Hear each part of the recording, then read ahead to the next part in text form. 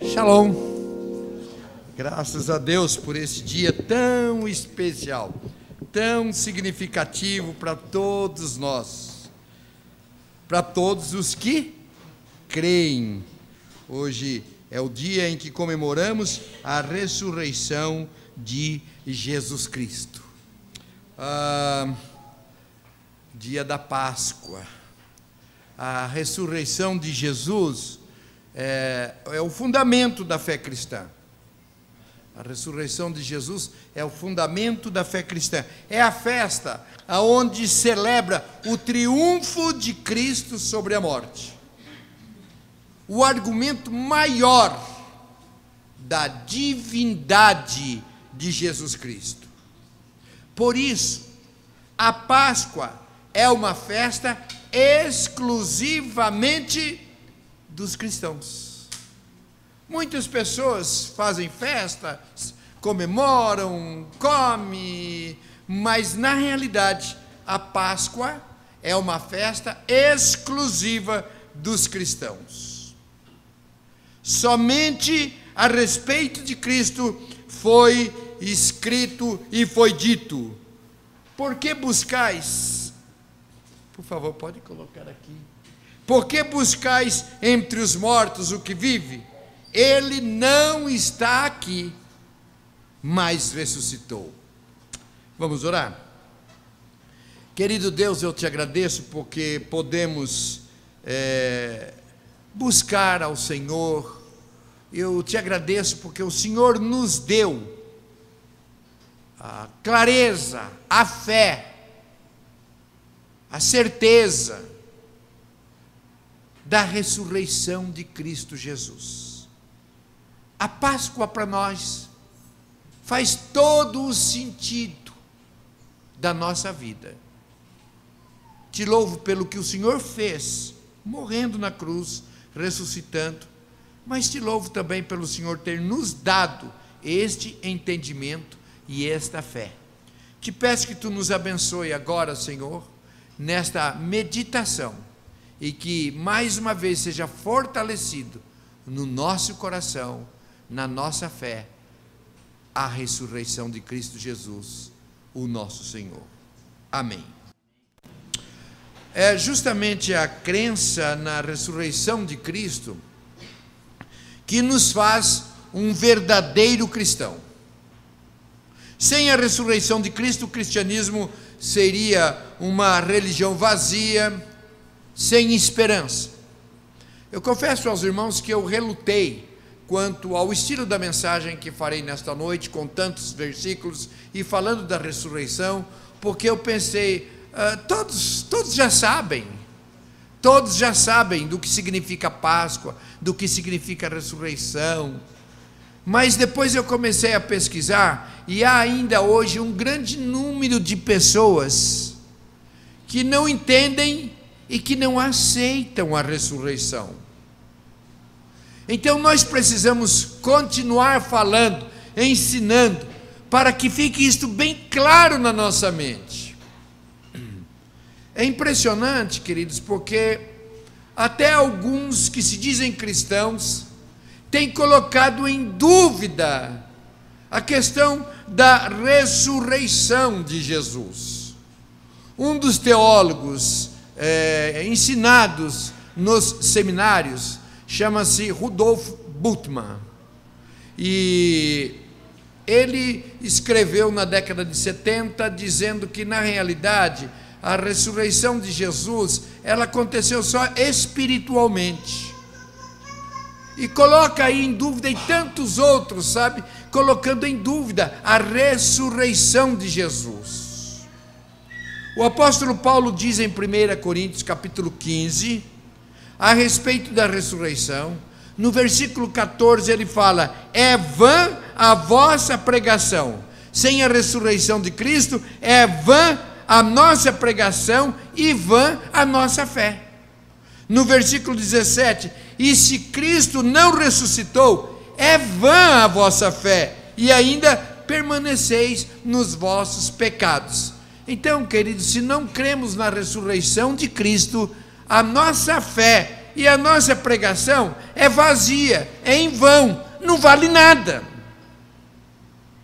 A grande diferença entre o cristianismo e as outras religiões é que o túmulo de Jesus está vazio.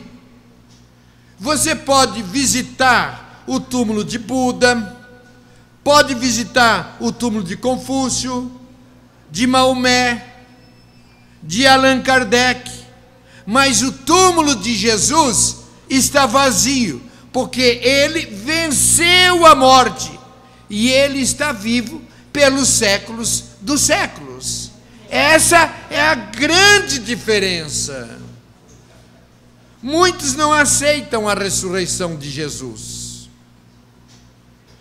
Já citei o Rudolf Bultmann, na década de 70, onde ele diz que a ressurreição é uma experiência subjetiva dos discípulos. É uma ressurreição espiritual, ou seja, quando Jesus morreu, eles pensavam que a mensagem de Jesus ia morrer, mas os discípulos pregaram tanto o querigma, a mensagem do Cristo ressurreto, com tanta força que a mensagem não morreu, ela ressuscitou, e continuaram pregando a mensagem de Jesus. Há uma série de argumentos quanto à não ressurreição de Jesus. Por exemplo, alguns argumentam que os discípulos criaram uma lenda para impressionar e angariar novos adeptos da sua religião. Ou seja, eles ficaram tão preocupados que eles criaram uma história, uma fantasia, uma lenda para impressionar as pessoas e atrair as pessoas para essa nova religião. Uma outra teoria é que os discípulos foram à tumba errada. Eles falam que viram o túmulo vazio, porque na realidade eles foram para o túmulo errado.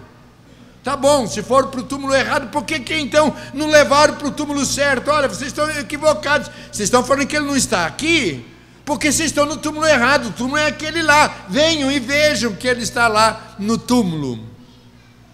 Há uma teoria que diz que na realidade Jesus tinha um irmão gêmeo, e então quando Jesus morreu, o irmão gêmeo dele apareceu, e então se apresentou, e as pessoas confundiram Jesus com o irmão dele.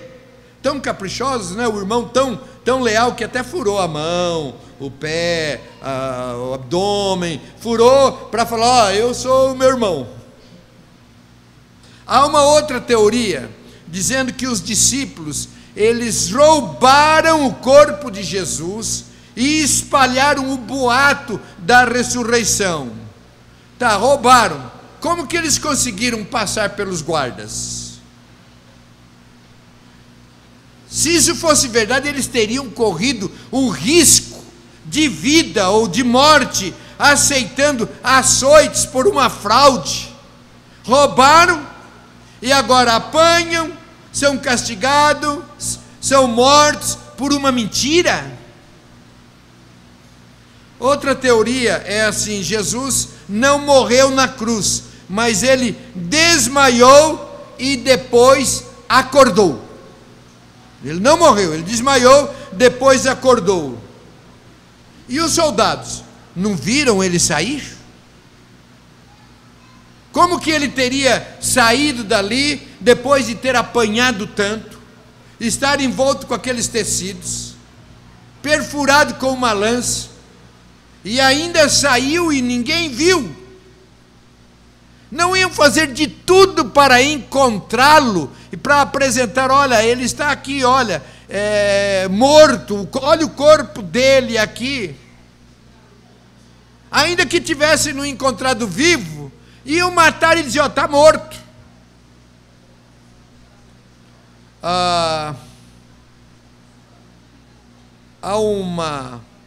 uma situação interessante, queridos, que Jesus não foi o único que morreu e ressuscitou. Na Bíblia fala de pelo menos 10 casos de pessoas que morreram e ressuscitaram. Aliás, vocês sabiam que no dia que Jesus ressuscitou, com ele ressuscitou um grande número de pessoas também? Ele ressuscitou e outras pessoas ressuscitaram com ele. Não diz o nome deles, não dá detalhes, mas diz que eles foram ressuscitados e voltaram para as cidades dando a notícia da ressurreição de Jesus. É interessante que também nos nossos dias há casos de ressurreição, pessoas que morrem e depois ressuscitam. Eu fui pesquisar e tem um número grande de quando em quando está acontecendo isso. E eu acho legal porque a medicina chama de síndrome de Lázaro. Por que eu acho interessante? Porque se é a síndrome de Lázaro, não é que morreu e em poucos minutos voltou. Lázaro ficou 4 dias morto. Ficou 4 dias morto. A Bíblia diz que ele já cheirava mal quando ele voltou. Então quem morreu, morreu mesmo. Não foi uma catalepsia. Catalepsia é que a pessoa morre ou é tido como morto e depois ele ressuscita. Mas é que morreu mesmo. É a síndrome de Lázaro, no sentido de que morreu mesmo. Eu fui pastor numa igreja aqui do interior e eu sempre ouvia, e depois eu ouvi de quem presenciou, de um presbítero que morreu. Ele morreu e ele estava sendo velado e de madrugada ele levantou, sentou, o que está acontecendo? Não é? Imagino como deve ter sido o ambiente naquele momento. Mas quando fala aqui de morte, não é uma simples catalepsia. Morreu, síndrome de Lázaro, porque Lázaro ficou 4 dias e já cheirava mal. Agora, é interessante explicar que todos os que morreram e ressuscitaram, tornaram a morrer, e morrer definitivamente. Ao passo que Jesus ressuscitou e não morreu mais, foi trasladado, está à destra do Pai, um dia voltará para nos levar, para estarmos eternamente com Ele na mansão celestial. Um outro argumento contra a ressurreição é que eles tiveram uma alucinação coletiva. A alucinação coletiva é quando estão juntos.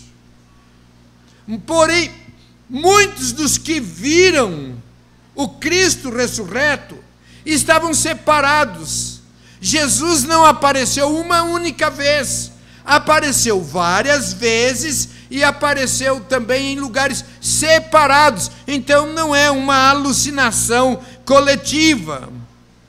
Se era uma alucinação coletiva, volto a dizer, bastaria ter apresentado o corpo morto de Cristo. Agora, isto, queridos, não são teses defendidas por ignorantes. São ignorantes da palavra de Deus, mas gente cultas. São teses apresentadas nas academias, nas universidades, em algumas enciclopédias trazem esses argumentos, historiadores. A revista super interessante também traz uma matéria sobre isso. Discovery Channel também exibe matéria sobre isso. Mas os críticos, eles não se entendem, eles se contradizem, e um debate contra o outro. Um não defende o argumento confirmando, não, realmente Cristo não ressuscitou. Eles debatem, eles se desentendem. Agora, se a ressurreição de Jesus fosse uma história ridícula, inventada, não precisaria de tantas teorias, de tantas hipóteses para tentar desmenti-la. Quando se precisa de tantas teses que se contradizem entre si para tentar destruir a outra tese, é porque aquela primeira é muito forte. Então, muitas teses foram e são levantadas. Há contradições entre eles, desentendimento entre eles, porque nunca vão conseguir provar uma verdade verdadeira. Nunca vão poder contrariar, desmentir uma verdade verdadeira, que é a ressurreição de Jesus. Sobre as evidências da ressurreição de Jesus, um argumento é que não se pode provar cientificamente, não pode se provar laboratorialmente a ressurreição de Jesus. Acontece que a prova, o método científico ou laboratorial, é apenas um dos métodos, não é o único. Por exemplo, não se pode provar cientificamente, por método laboratorial, que Nero colocou fogo em Roma. Não dá para provar cientificamente, não dá para provar através de laboratório. Prova-se através da história. Então, também outra prova de mostrar a veracidade de um fato é a prova histórica. Quando pode, através dos escritos, documentos textuais, de imagens, então pode-se provar também a veracidade de um fato. Uma prova forte também e contundente é a chamada prova testemunhal. Quanto mais pessoas derem testemunho a respeito de um fato, a maior é a probabilidade do fato ser verdadeiro. Em Atos capítulo 1, versículo 3, Lucas diz assim: muitas provas incontestáveis. E eu vou agora falar com os irmãos sobre algumas das provas, das testemunhas de terem visto Jesus. Em Marcos capítulo 16, verso de 9 a 15, no versículo 9 diz assim: havendo ele ressuscitado de manhã, cedo, no primeiro dia da semana, apareceu primeiro a Maria Madalena, aquela da qual expelira 7 demônios. Então a primeira que viu foi Maria Madalena. No versículo 12, diz assim: depois disto, manifestou-se em outra forma a 2 deles. Então, Maria Madalena, depois mais 2 viram. Versículo 14, finalmente apareceu aos 11, quando eles estavam à mesa. Então agora, todos os discípulos também, em ocasiões diferentes. Em João capítulo 20, de 11 a 18, no 11 diz assim, que Maria, entrando, permanecia junto à entrada do túmulo, chorando. Enquanto chorava, abaixou-se e olhou para dentro do túmulo, e viu 2 anjos vestidos de branco, sentados onde o corpo de Jesus fora posto, um à cabeceira e o outro aos pés. Então eles lhe perguntaram: mulher, por que choras? E ela lhes respondeu: porque levaram o meu Senhor e não sei onde puseram. E tendo dito isto, voltou-se para trás e viu Jesus em pé. Viu Jesus em pé. Apareceu também as mulheres que regressavam do túmulo. Mateus 28, versículo 9. E eis que Jesus veio ao encontro delas e disse: salve! E elas, aproximando-se, abraçaram-lhe os pés e o adoraram. Em 1 Coríntios capítulo 15, versículo 5, diz que ele apareceu a Cefas, ou a Pedro, e depois aos 12. Lucas 24, naquele mesmo dia, 2 deles estavam de caminho para uma aldeia chamada Emaús. Conversavam entre si. Jesus aproximou-se deles e perguntou: sobre o que vocês estão falando? E eles falaram: escuta, só você não sabe do que aconteceu? E começou a falar, e no versículo 15, aconteceu que enquanto conversavam, discutiam, o próprio Jesus se aproximou e ia com eles. Versículo 16, Os seus olhos, porém, estavam como que impedidos de o reconhecer. Aí no versículo 31, então se lhes abriram os olhos e o reconheceram, mas ele desapareceu da presença deles. Lucas 24, versículo 33, na mesma hora, levantando-se, voltaram para Jerusalém, onde acharam reunidos os 11 e outros com eles. Então, novamente, aparece aos 11 e outros que estavam juntos com os discípulos. Versículo 36, falavam eles ainda estas coisas, quando Jesus apareceu no meio deles e lhes disse: paz seja convosco. Versículo 39, vede as minhas mãos e os meus pés, que sou eu mesmo, apalpai-me e verificai, porque um espírito não tem carne nem ossos, como vocês, como vedes que eu tenho. 40, dizendo isto, mostrou-lhes as mãos e os pés. No capítulo 20 de João, é o encontro com Tomé. Disseram-lhe, versículo 25, disseram-lhe então os outros discípulos: vimos o Senhor. Mas ele respondeu: se eu não vir nas suas mãos o sinal dos cravos, e ali não puser o dedo, e não puser a mão no seu lado, de modo algum acreditarei. Versículo 27, e logo disse a Tomé: tá bom, então põe aqui o dedo, e vê as minhas mãos, chega também a mão, e põe no seu lado, não sejais incrédulos, mas crentes. Em 1 Coríntios capítulo 15, versículo 6, depois disto, foi visto por mais de 500 irmãos, de uma só vez, dos quais a maioria sobrevive até agora, porém alguns já dormem.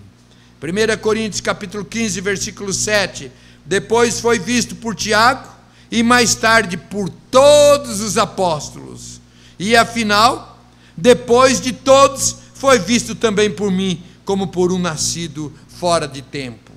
Então nós vemos ainda outros textos de João 21, Lucas 24, Atos capítulo 1, 1 Coríntios capítulo 15, versículo 8, são de testemunhas de que viram a Jesus. Agora, queridos, um outro movimento forte para a crença na ressurreição de Jesus é o resultado na vida das pessoas. Os discípulos, eles estavam amedrontados, eles estavam desanimados, eles estavam pessimistas, estavam acuados, com medo.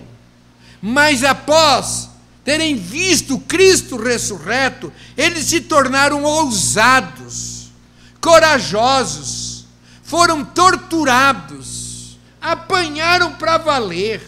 Muitos deles foram mortos, porque eles tinham tido a experiência com o Cristo ressurreto.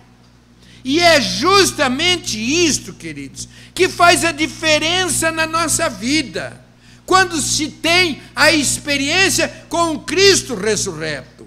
Não é uma mera religiosidade de frequentar uma igreja, mas é que entende, crê, tem uma experiência com o Cristo que venceu a morte. Isso faz diferença na nossa vida. Isso nos motiva a pregar, porque eu creio, eu tenho experiência. Cristo não está morto, Cristo está vivo e vivo em mim. Isso faz com que nós tenhamos ânimo para pregar. Isso faz com que nós tenhamos ânimo para orar. Isso faz com que nós tenhamos ânimo para estar à igreja. Isso faz com que os nossos cânticos não sejam meras canções, mas sejam louvores expressos de corações que reconhecem que Cristo não está morto, que Cristo está vivo e que vive em nós. Portanto, queridos, se a fé está esfriando, se a motivação para adorar a Deus está esfriando.